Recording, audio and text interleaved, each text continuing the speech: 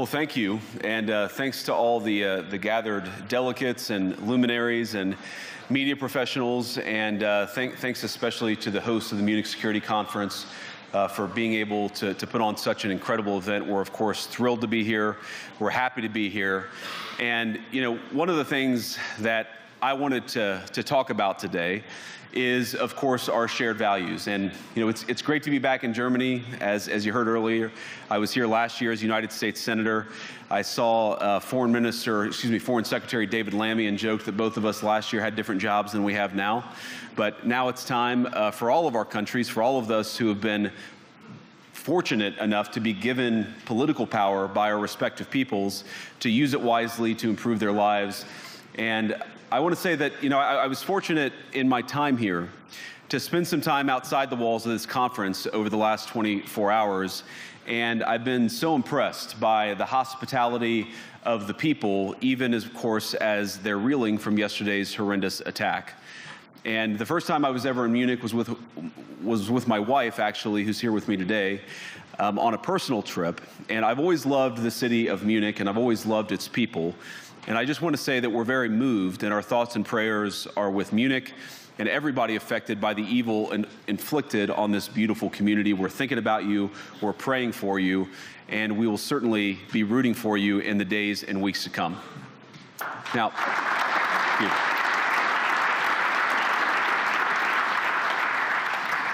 I hope that's not the last bit of applause that I get, but we gather at this conference, of course, to discuss security, and normally we mean threats to our external security. I see many great military leaders gathered here today. But while the Trump administration is very concerned with European security and believes that we can come to a reasonable settlement between Russia and Ukraine, and we also believe that it's important in the coming years for Europe to step up in a big way to provide for its own defense, the threat that I worry the most about vis-a-vis Europe is not Russia, it's not China, it's not any other external actor.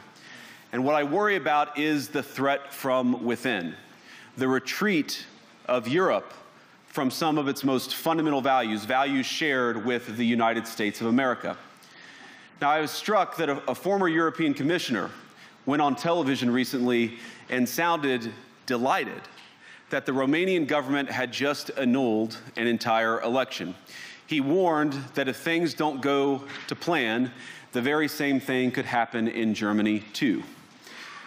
Now, these cavalier statements are shocking to American ears. For years, we've been told that everything we fund and support is in the name of our shared democratic values. Everything from our Ukraine policy to digital censorship is billed as a defense of democracy. But when we see European courts canceling elections and senior officials threatening to cancel others, we ought to ask whether we're holding ourselves to an appropriately high standard. And I say ourselves because I fundamentally believe that we are on the same team. We must do more than talk about democratic values, we must live them. Now, within living memory of many of you in this room, the Cold War positioned defenders of democracy against much more tyrannical forces on this continent. And consider the side in that fight that censored dissidents, that closed churches, that canceled elections. Were they the good guys? Certainly not. And thank God they lost the Cold War. They lost because they neither valued nor respected all of the extraordinary blessings of liberty. The freedom to surprise, to make mistakes, to invent, to build. As it turns out, you can't mandate innovation or creativity, just as you can't force people what to think, what to feel, or what to believe. And we believe those things are certainly connected. And unfortunately, when I look at Europe today, it's sometimes not so clear what happened to some of the Cold War's winners. I look to Brussels, where EU commissars warn citizens that they intend to shut down social media during times of civil unrest the moment they spot what they've judged to be, quote, hateful content. Or to this very country, where police have carried out raids against citizens suspected of posting anti-feminist comments online as part of, quote, combating misogyny on the internet, a day of action. I look to Sweden, where 2 weeks ago the government convicted a Christian activist for participating in Koran burnings that resulted in his friend's murder. And as the judge in his case chillingly noted, Sweden's laws to supposedly protect free expression do not, in fact, grant, and I'm quoting, a free pass to do or say anything without risking offending the group that holds that belief. And perhaps most concerningly, I look to our very dear friends, the United Kingdom, where the backslide away from conscience rights has placed the basic liberties of religious Britons in particular in the crosshairs. A little over 2 years ago, the British government charged Adam Smith Connor, a 51-year-old physiotherapist and an Army veteran, with the heinous crime of standing 50 meters from an abortion clinic and silently praying for 3 minutes. Not obstructing anyone, not interacting with anyone, just silently praying on his own. And after British law enforcement spotted him and demanded to know what he was praying for, Adam replied simply, it was on behalf of the unborn son he and his former girlfriend had aborted years before. Now, the officers were not moved. Adam was found guilty of breaking the government's new buffer zones law, which criminalizes silent prayer and other actions that could influence a person's decision within 200 meters of an abortion facility. He was sentenced to pay thousands of pounds in legal costs to the prosecution. Now, I wish I could say that this was a fluke, a one-off crazy example of a badly written law being enacted against a single person. But no, this last October, just a few months ago, the Scottish government began distributing letters to citizens whose houses lay within so-called safe access zones, warning them that even private prayer within their own homes may amount to breaking the law. Naturally, the government urged readers to report any fellow citizen suspected guilty of thought crime. In Britain and across Europe, free speech, I fear, is in retreat. And in the interest of comedy, my friends, but also in the interest of truth, I will admit that sometimes the loudest voices for censorship have come not from within Europe, but from within my own country, where the prior administration threatened and bullied social media companies to censor so-called misinformation. Misinformation like, for example, the idea that coronavirus had likely leaked from a laboratory in China. Our own government encouraged private companies to silence people who dared to utter what turned out to be an obvious truth. So I come here today not just with an observation, but with an offer.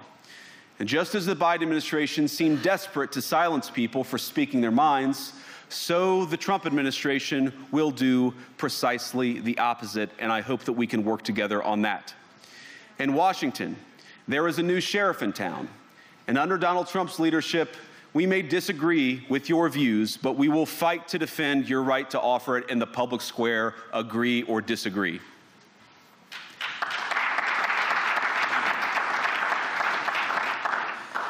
Now, we're at the point, of course, that the situation has gotten so bad that this December, Romania straight up canceled the results of a presidential election based on the flimsy suspicions of an intelligence agency and enormous pressure from its continental neighbors. Now, as I understand it, the argument was that Russian disinformation had infected the Romanian elections. But I'd ask my European friends to have some perspective. You can believe it's wrong for Russia to buy social media advertisements to influence your elections.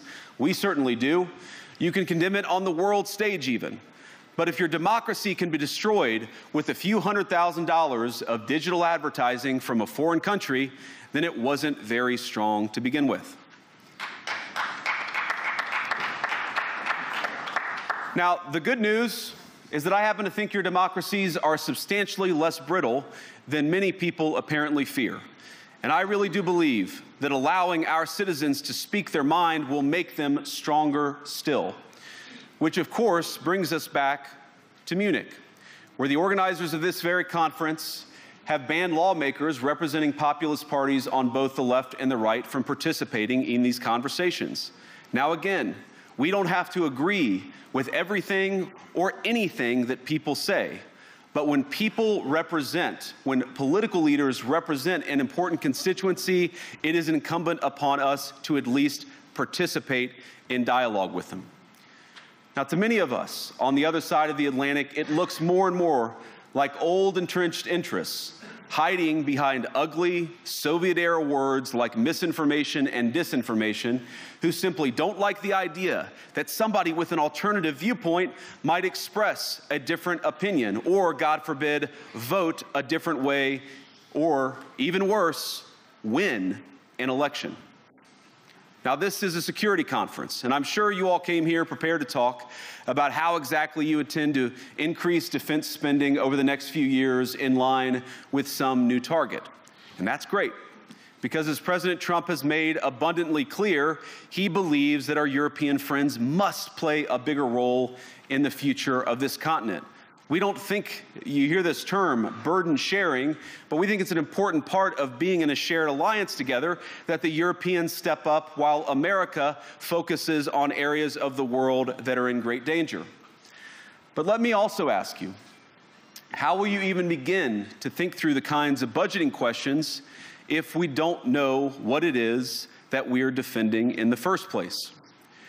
I've heard a lot already in my conversations, and I've had many, many great conversations with many people gathered here in this room. I've heard a lot about what you need to defend yourselves from, and of course that's important. But what has seemed a little bit less clear to me, and certainly I think to many of the citizens of Europe, is what exactly it is that you're defending yourselves for. What is the positive vision that animates this shared security compact that we all believe is so important? And I believe deeply that there is no security if you are afraid of the voices, the opinions, and the conscience that guide your very own people.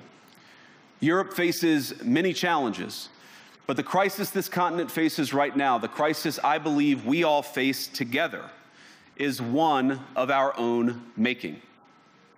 If you're running in fear of your own voters, there is nothing America can do for you. Nor, for that matter, is there anything that you can do for the American people who elected me and elected President Trump. You need democratic mandates to accomplish anything of value in the coming years. Have we learned nothing that thin mandates produce unstable results?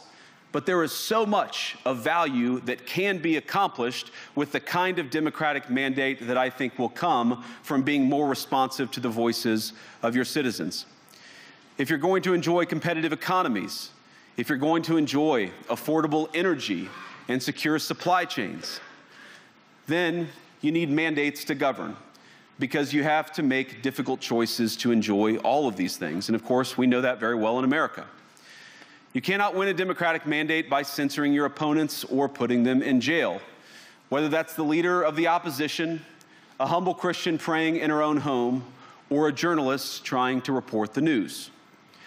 Nor can you win one by disregarding your basic electorate on questions like who gets to be a part of our shared society. And of all the pressing challenges that the nations represented here face, I believe there is nothing more urgent than mass migration. Today, almost 1 in 5 people living in this country moved here from abroad. That is, of course, an all-time high. It's a similar number, by the way, in the United States, also an all-time high. The number of immigrants who entered the EU from non-EU countries doubled between 2021 and 2022 alone, and of course it's gotten much higher since. And we know this situation, it didn't materialize in a vacuum. It's the result of a series of conscious decisions made by politicians all over the continent and others across the world over the span of a decade. We saw the horrors wrought by these decisions yesterday in this very city. And of course, I can't bring it up again without thinking about the terrible victims who had a beautiful winter day in Munich ruined. Our thoughts and prayers are with them and will remain with them. But why did this happen in the first place? It's a terrible story, but it's one we've heard way too many times in Europe and unfortunately too many times in the United States as well. An asylum seeker, often a young man in his mid-20s, already known to police, rams a car into a crowd and shatters a community. How many times must we suffer these appalling setbacks before we change course and take our shared civilization in a new direction? No voter on this continent went to the ballot box to open the floodgates to millions of unvetted immigrants. But you know what they did vote for? In England, they voted for Brexit, and agree or disagree, they voted for it. And more all over Europe, they're voting for political leaders who promise to put an end to out-of-control migration. Now, I happen to agree with a lot of these concerns, but you don't have to agree with me. I just think that people care about their homes, they care about their dreams, they care about their safety and their capacity to provide for themselves and their children. And they're smart. I think this is one of the most important things I've learned in my brief time in politics. Contrary to what you might hear a couple mountains over in Davos, the citizens of all of our nations don't generally think of themselves as educated animals or as interchangeable cogs of a global economy. And it's hardly surprising that they don't want to be shuffled about or relentlessly ignored by their leaders. And it is the business of democracy to adjudicate these big questions at the ballot box. I believe that dismissing people, dismissing their concerns, or worse yet, shutting down media, shutting down elections, or shutting people out of the political process protects nothing. In fact, it is the most surefire way to destroy democracy. And speaking up and expressing opinions isn't election interference. Even when people express views outside your own country, and even when those people are very influential. And trust me, I say this with all humor, if American democracy can survive 10 years of Greta Thunberg scolding, you guys can survive a few months of Elon Musk. But what no democracy, American, German, or European, will survive is telling millions of voters that their thoughts and concerns, their aspirations, their pleas for relief are invalid or unworthy of even being considered. Democracy rests on the sacred principle that the voice of the people matters. There's no room for firewalls.